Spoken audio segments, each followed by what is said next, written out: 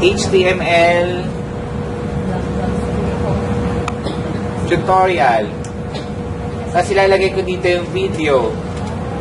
Insert a video, ma'am. From YouTube. Yan, ma'am, makikita niyo, ma'am. Pwede kayong mag-upload ng videos nyo from YouTube. My YouTube videos. Ano ba yung sabihin, ma'am, ng from YouTube tsaka my YouTube videos? From YouTube, mismo sa YouTube. Yung sa from my YouTube videos, ma'am, yung sarili mong uploaded sa YouTube. Tapos itong more, pwede sa phone, pwede sa webcam ulit. Okay? Ma'am? Wala sa email. Sa email. Anong email? Halimbawa, yung pinadala sa email, i-upload mo. Ma'am, kailangan mong i-save muna yung, kapag from email, i-download mo muna, ma'am, from email. And then, i-upload mo siya, ma'am, sa pan. So, ang gagawin natin is from YouTube. Yun. Saan ang URL? Siguro, sir, yung ako makapit-paste.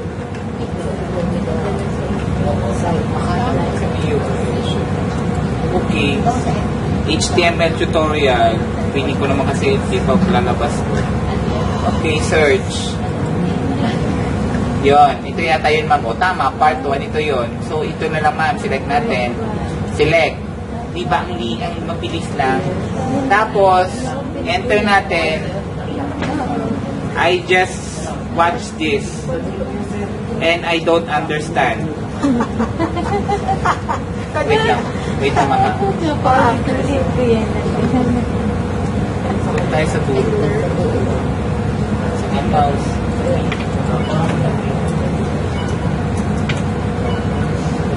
Bakit nandun pa rin? Sige, ma.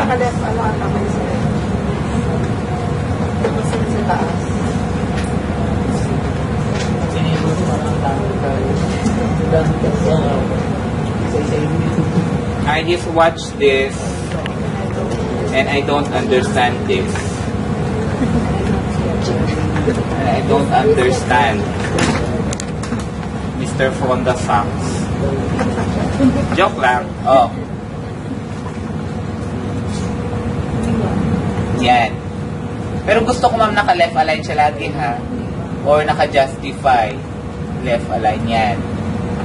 So, kapag, kunwari, sisave natin ulit, kapag sinave natin, mapapublish na ba?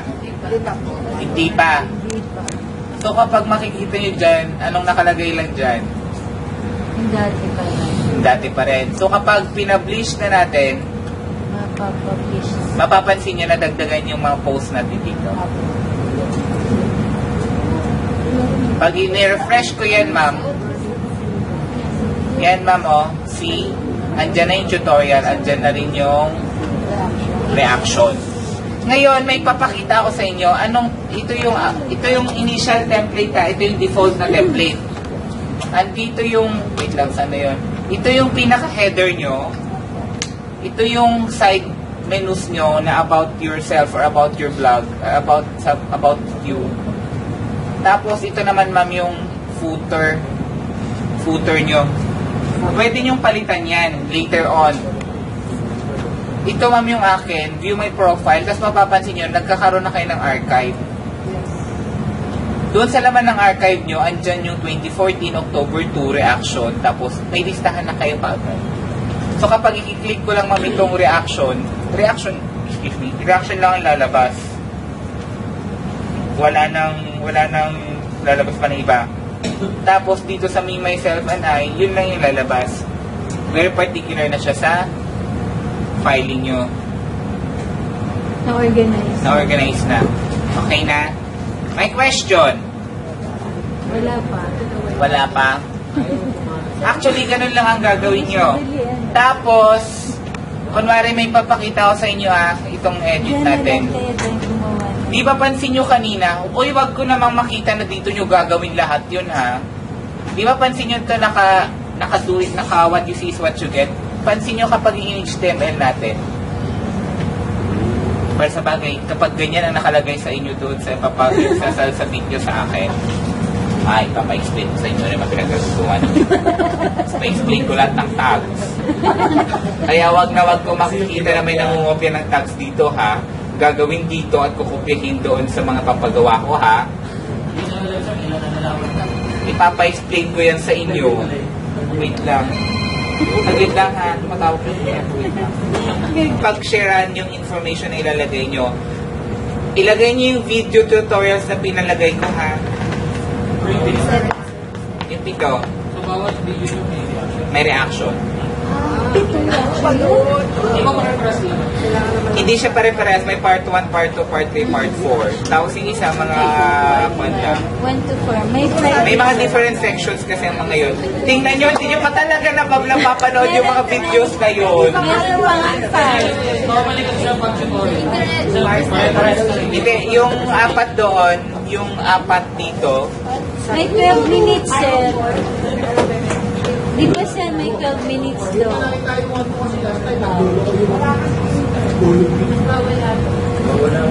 Yung first 4 dito, part 1, part 2, part 3, part 4. So 4 parts yan, HTML. Tapos itong pang-apat, buo yan. O 1 to 4. Meron ang picture. Alam niyo na ba? Hindi po. Swear? May mga nakasubmit na. Wait lang, ha? Wait lang, lobat ako. Create kayo ng working directory nyo sa isang folder para kapag nag-include kayo ng images, relative na lang. Ang ibig sabihin ng relative ay Hindi direct. ha?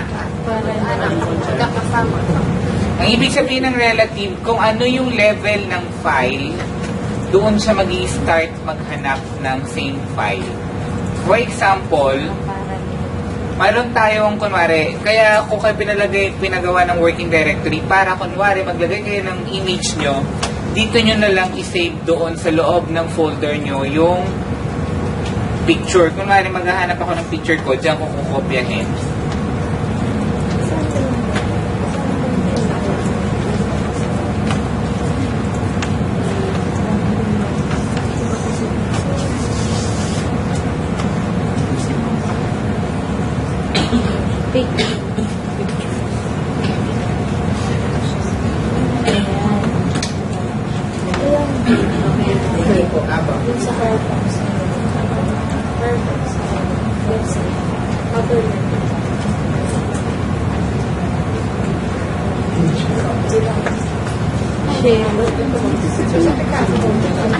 Hindi, sa folder lang.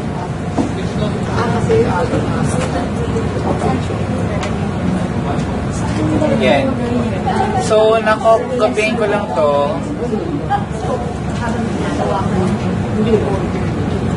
Kung mapapansin nyo, nilagay ko siya sa isang folder. Tama? Ang intention ko dyan para maging relative yung lahat ng files na i-include ko. Ibig sabihin ng relative, pag i-include ko na siya doon sa HTML, hindi ko na kailangang ilagay yung file location ng isang image file. Okay? Kunwari doon tayo sa Komodo. So, kunwari ilagay ko ngayon dyan yung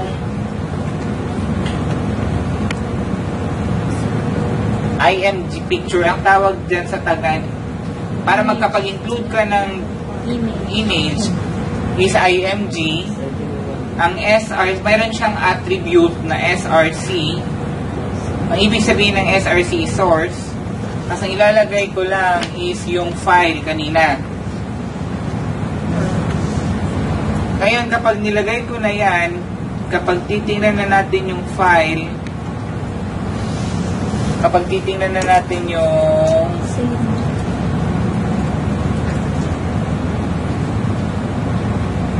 sana siya. Ay, hindi ito pala siya sa so,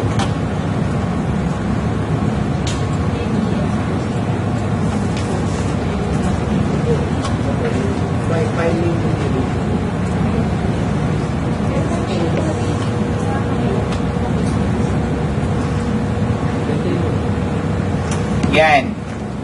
Ngayon kung mapapansin nyo, hindi fix yung height at width niya, malaki yan. Paano mo malalaman kung paanong size niyan? I-right click nyo yan, view image info. Ang image info ko is, ang dimension niya is 165px by 220px. Ibig sabihin masyadong malaki. Eh, ang sinasabi ko lang naman is gumawa tayo ng 2 by 2. 2 inches by 2 inches.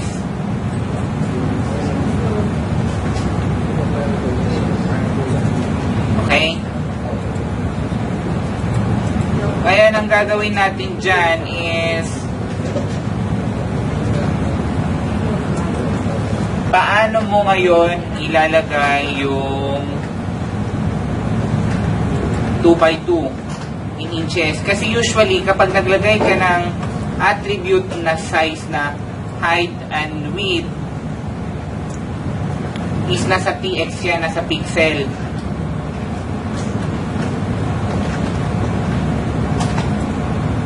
So, ang gagawin mo is magkaroon ka ng conversion.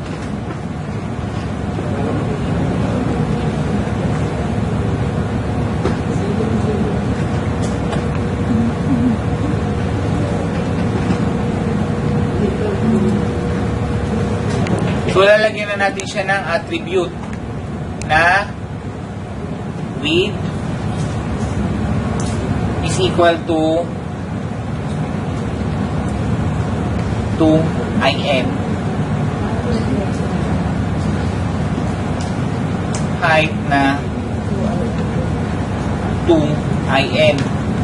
Kasi, ang ibig sabihin yan, 2 inches. Pero, mayroon din tayong 2px tsaka 2cm. Centimeter naman yung isa, tapos 2 pixel naman yung isa. So, kaya kapag na-save na natin to,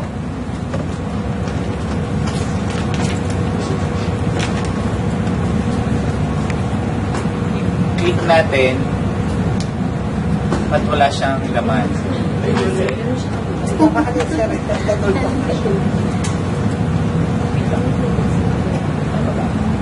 Width, 2 inches.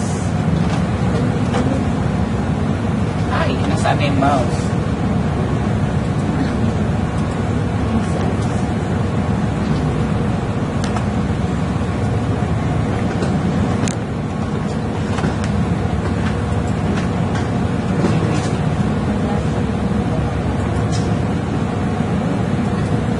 Ganun pa rin talaga kaliit.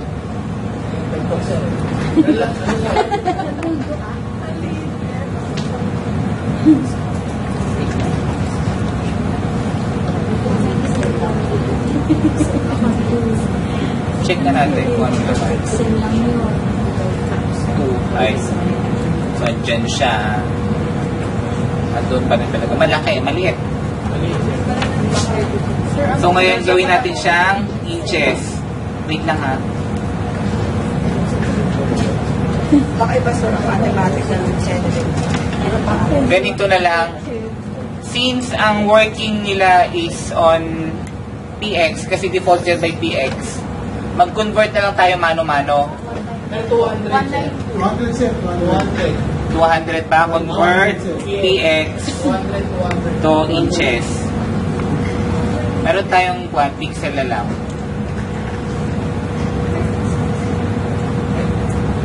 Mayroong pang convert si Google. Ba't wala siya? Kaya po, second.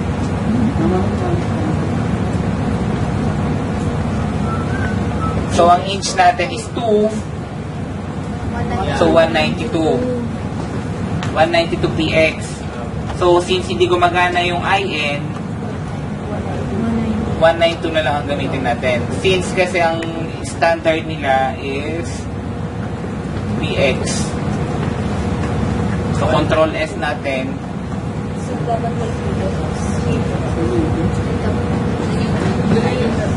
Hindi pwede na yan kasi ang default niya is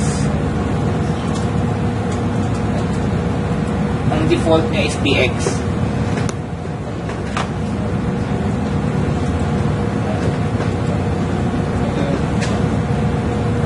Mas masakit yung ulo ko dito sa box. There. 200. 2 inches. 2 inches.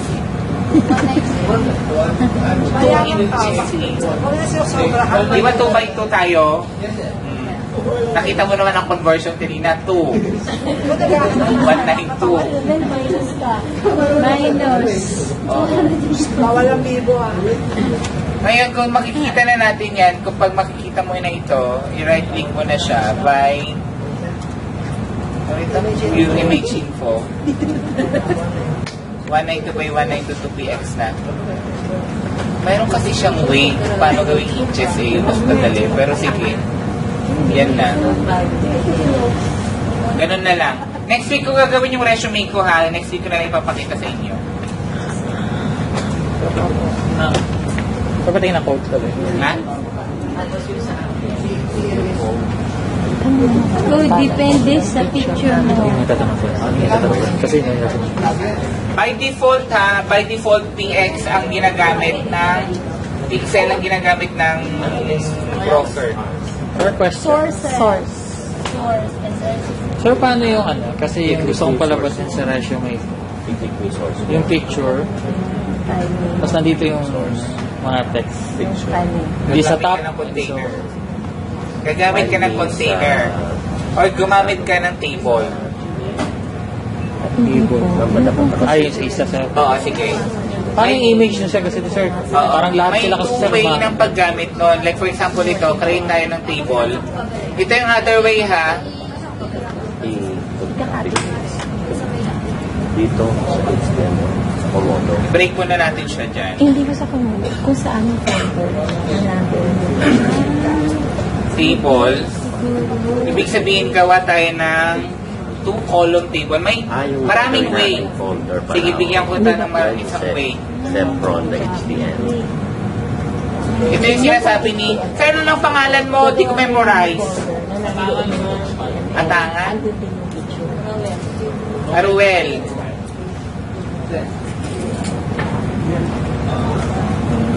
DR.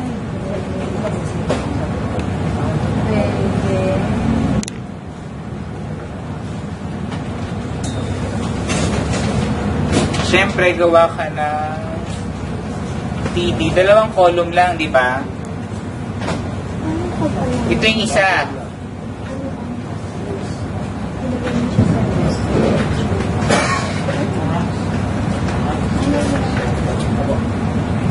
Siyempre, kopyahin natin yung image natin doon.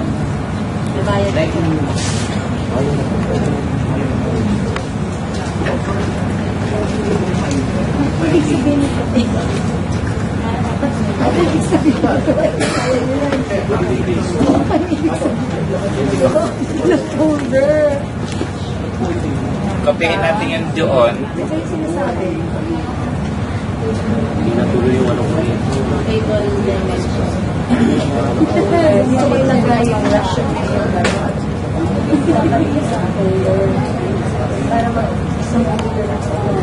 Kapag titingnan natin to, same lang yung output. Sinave ko na siya.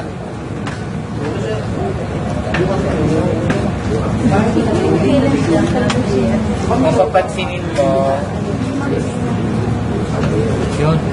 tapos pwede mo rin gawing nakatap yan. Vertical alignment lang ng vertical alignment lang ang gawin mo. Paglagay ka ng attribute, nag-research ba kayo ng mga attribute? Yes, sir. Ano ibig sabihin ng be-align? Vertical alignment. Ano ibig sabihin ng align? Ang galing. Align lang. Ano ibig sabihin ng H-align? Walang H-align. Huli! Pag-align, automatic.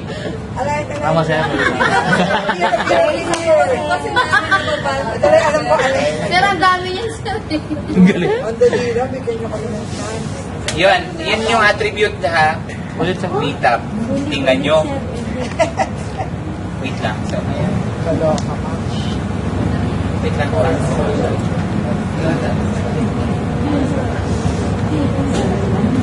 Yan. Ayan. Naglagay ako ng VT, V-align. Ang V-align ay pwede ba siya sa lahat? Basta tables, party. Basta tables lang. How sure are you? Alagay dito.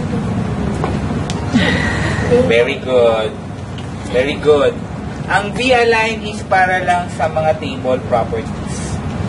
Specific siya sa table dimension.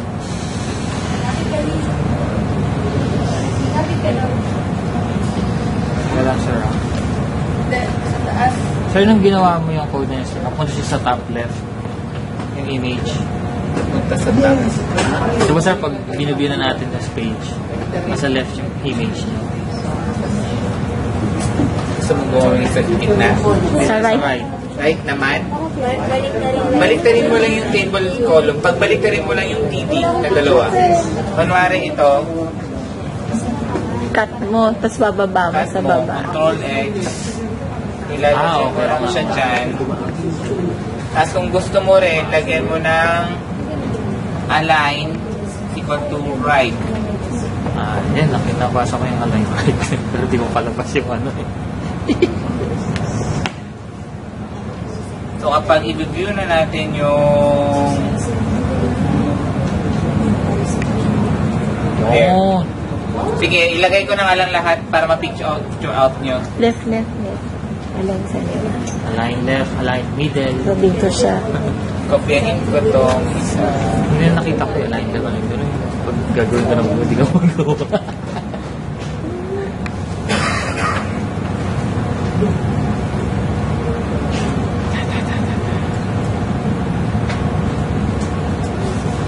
Try natin. Gawin mo na lang.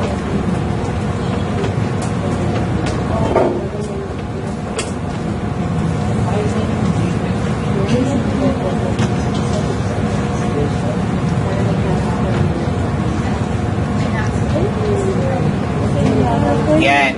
Either way, Sa ano yung nasa nakalagay sa kanya? nasa baba yan yung one, yung mga laman. Yan yung unang ginawa natin.